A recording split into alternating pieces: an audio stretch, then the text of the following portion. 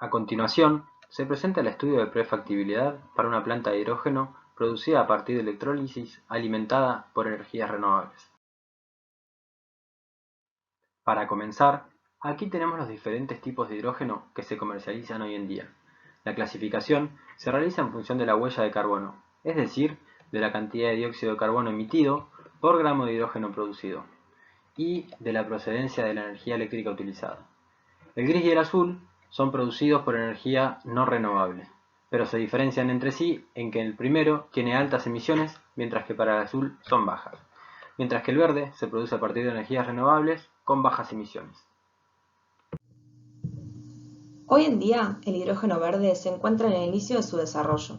Por lo tanto, se trata de un mercado emergente para el que todavía la demanda es baja, ya que su proceso productivo requiere mayores costos por el estadio en el que se encuentra la tecnología asociada, presenta un precio mayor al del hidrógeno gris.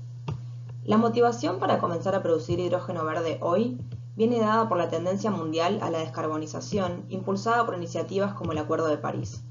Esto se espera que provoque un crecimiento exponencial de la demanda, dada por la versatilidad en su aplicación, ya sea como buffer energético para el almacenamiento y transporte de energías renovables o como combustible, ya que posee un gran poder calorífico y puede consumirse sin emisiones de gases del efecto invernadero. En consecuencia, se pueden esperar economías basadas en hidrógeno como reemplazo de hidrocarburos. Se procede a segmentar el mercado por uso, con el objetivo de encontrar la aplicación del hidrógeno a la que apuntará el proyecto. El hidrógeno gris concentra hoy en día la totalidad de los usos como materia prima, ya que la industria busca satisfacer su necesidad al menor precio sin importar su procedencia. Esto sucede en las refinerías con el hidrocraqueo o en la producción de amoníaco. Por otro lado, los segmentos que presentan una tendencia en aumento a consumir hidrógeno verde en el mediano plazo son el transporte, la industria energética, la calefacción y energía para viviendas.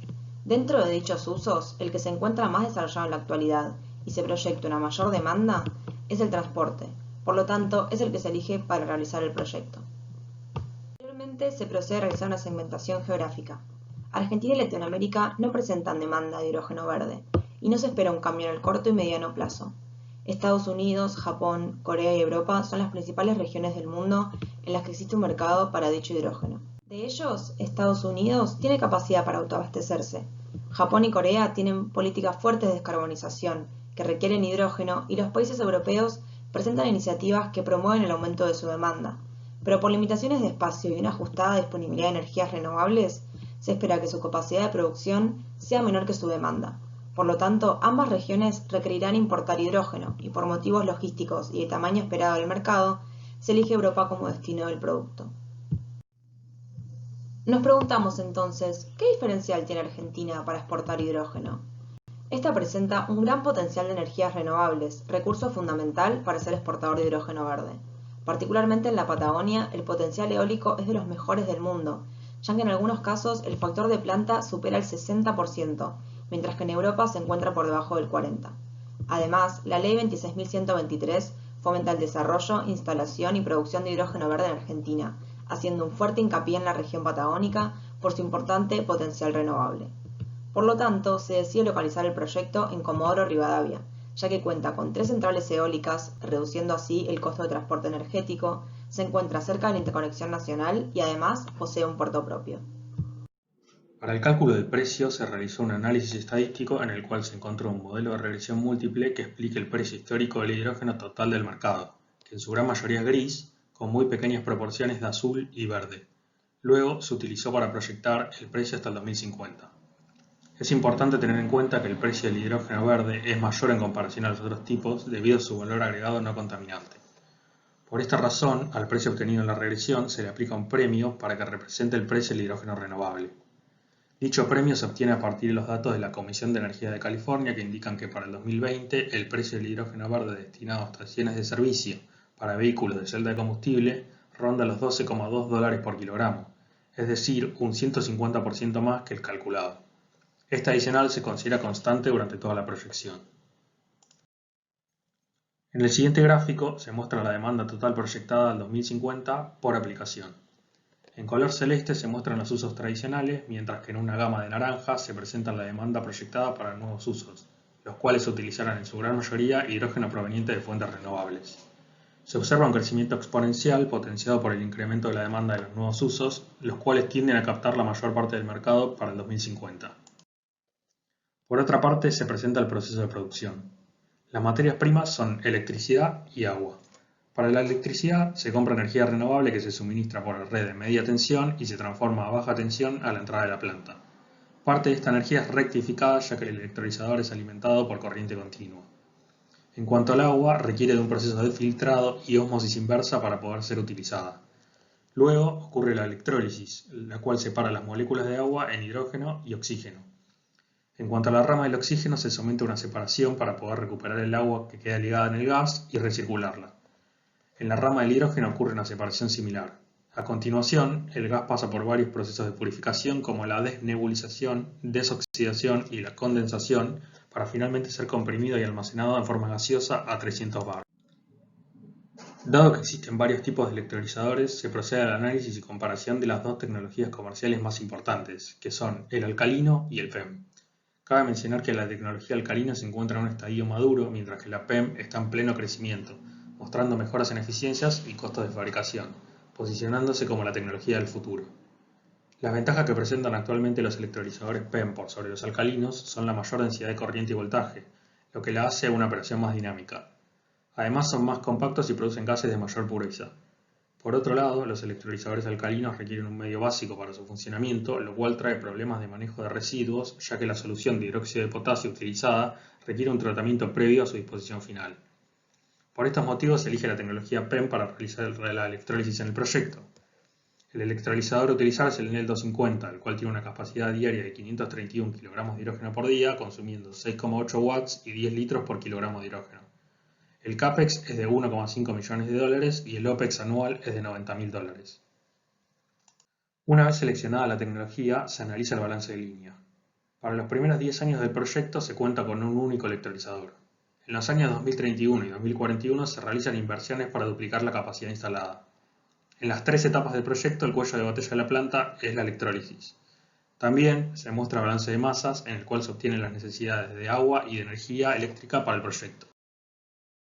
A continuación, en el gráfico se observa la proyección de las ventas del proyecto, la cual se realiza en función de la capacidad de producción de hidrógeno a partir de electrólisis y a partir de la capacidad de consumo eléctrico de energías renovables, ya que el mercado eléctrico renovable también se encuentra en expansión.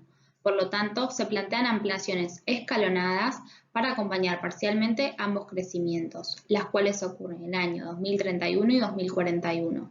El aumento de la capacidad de la planta es cada 10 años, ya que es la vida útil de los electrolizadores. En consecuencia, se proyecta vender 187 toneladas por año en los primeros 10 años del proyecto, luego 373 toneladas por año en la segunda etapa y finalmente 745 toneladas por año en la última etapa del proyecto.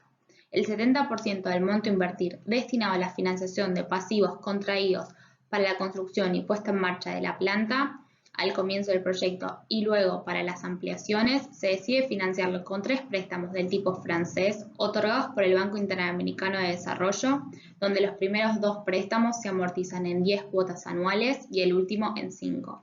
Los 3 préstamos presentan una tasa fija del 4,5% más una tasa variable del tipo LIBOR.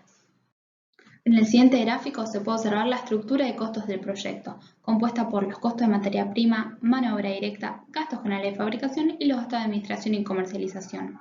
Allí se destaca cómo los gastos generales de fabricación tienen un peso mucho mayor respecto al resto de los costos mencionados anteriormente, representando el 65% del costo total, los cuales se encuentran en color gris. Esto se debe a que contienen el costo de transporte, costo de alquiler de containers y el costo de mantenimiento. En segundo lugar, con el 20% del costo total, se encuentran los costos de materia prima. En tercer y cuarto lugar, se encuentran los gastos de administración y comercialización y los costos de mano de obra directa, alcanzando un 10 y 5% del costo total respectivamente. En el gráfico se muestran los porcentajes del año 2031 a modo de referencia, ya que el resto de los años del proyecto las proporciones se mantienen prácticamente constantes.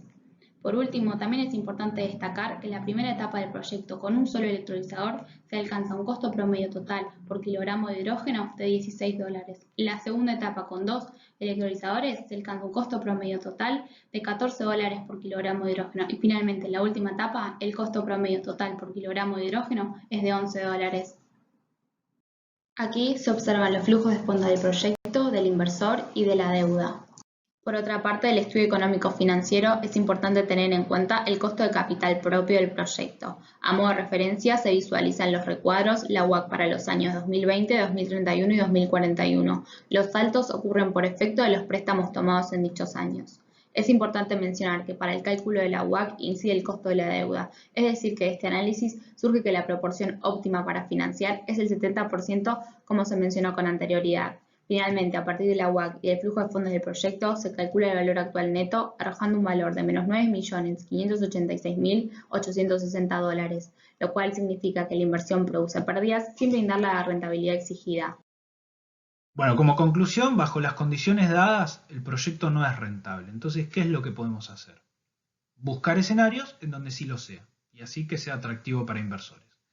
Una de las variables más importantes en todo el estudio es el factor de la caída de costos por avances tecnológicos. Se prevén desarrollos que mejoren el desempeño de las maquinarias, como pueden ser los electrolizadores o los compresores o los tanques de almacenamiento, como sí también mayores inversiones en la industria que provocan la disminución del CAPEX necesario para llevar a cabo el proyecto. Para todo el análisis anterior se utiliza el comportamiento del caso base que se ve acá en azul, que está asociado a la caída porcentual del precio. Y en esta sección se decide estudiar qué pasa si los costos asociados para producir el hidrógeno tienen otro tipo de comportamiento futuro. De esta forma se hacen dos escenarios más que van con la tecnología de otras energías renovables como pueden ser el eólico en celeste y el solar. Este análisis se realiza debido al estadio de la madurez de la tecnología involucrada en la producción. La idea de esto es comparar la etapa en que se encuentra la producción de hidrógeno verde con los inicios de las tecnologías asociadas a la generación de energías renovables. Para cada uno de los casos se realiza una simulación de Monte Carlo. Así vamos a encontrar una distribución del BAN y vamos a buscar en qué casos el proyecto resulta atractivo para inversores. En primer lugar se identifican las variables de riesgos con sus correspondientes distribuciones, como pueden ser la inflación, el tipo de cambio, las que están acá en la presentación. Luego se realiza un análisis de sensibilidad y un tornado chart determinando las variables más significativas del proyecto, las cuales son el precio del hidrógeno, el costo de transporte, el costo del alquiler y el factor de caída de costos por avances tecnológicos. Del Monte Carlo anterior se obtiene que el BAN correspondiente al escenario base tiene una distribución negativa para todas las corridas de la simulación, como vemos acá en el gráfico. Mientras que para el escenario eólico se presentan valores positivos en el 3,5% de los casos que se ve en la curva celeste. Y por último, en el escenario solar, que es el más prometedor, ¿por qué? Porque el BAN resulta positivo en un 30,5% de los casos. Dentro de las opciones reales del proyecto se encuentra la opción de esperar. Esto se hace para obtener una mayor certeza sobre el avance de la tecnología del hidrógeno, buscando a partir de qué año podría encontrarse una tendencia diferenciadora entre los escenarios previamente propuestos. Se parte del año 2020 y se observa que recién en el año 2025 existe una clara diferencia entre los escenarios propuestos, ya que el caso base se separa del eólico en un 35% y el eólico se separa del solar en un 16%. Es por esto que se decide esperar hasta el año 2025. Se obtiene el siguiente árbol de probabilidades, en el cual se evalúa la opción de esperar o no. En el caso de esperar, existe una inversión de $80.000 con el objetivo de estudiar el mercado e invertir en el proveedor de los electrolizadores para obtener el derecho de utilización de la tecnología y el know-how. En esta opción, solo se decide invertir si el escenario resulta solar, ya que es el único escenario que presenta un BAN positivo, resultando el valor de la opción de esperar de aproximadamente $4,7 millones. En conclusión, cabe destacar que, si bien existe un mercado emergente, cuya proyección de la demanda es exponencial, dado la lejanía que tiene Argentina con el mercado objetivo y la poca madurez que tiene la tecnología, hoy no es recomendable invertir en el proyecto. Se recomienda esperar 5 años para ver cómo es el avance de la tecnología. Muchas gracias por su atención.